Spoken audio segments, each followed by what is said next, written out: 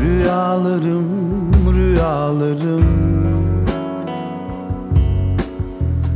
anlamsız uykularım, kırılmış umutlarım, boyun bükmüş ağlarım.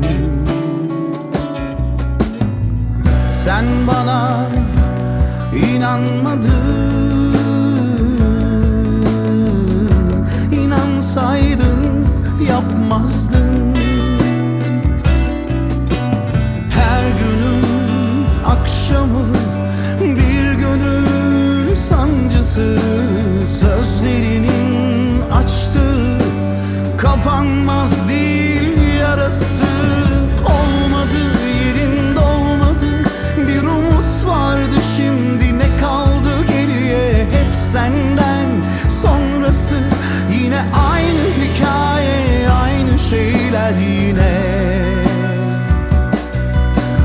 Olmadı yerinde olmadı, bir umut vardı şimdi ne kaldı geriye? Hep senden sonrası yine aynı hikaye, aynı şeyler yine.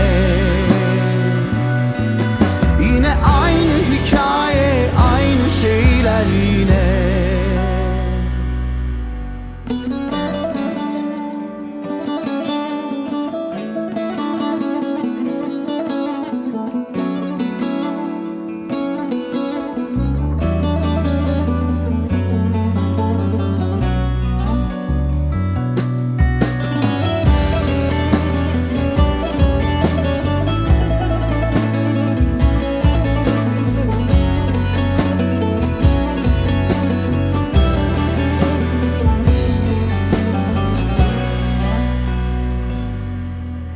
Her günün akşamı bir gönül sancısı, sözlerinin açtığı kapanmaz değil yarası.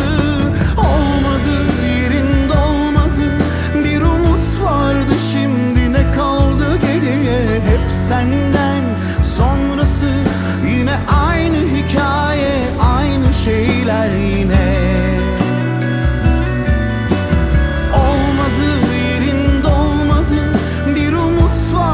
Şimdi ne kaldı geriye? Hep senden sonrası yine aynı hikaye, aynı şeyler yine.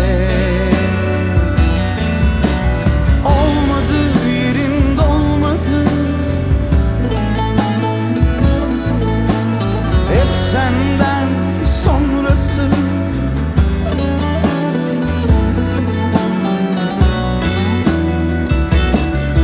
Yine aynı hikaye, aynı şeyler yine.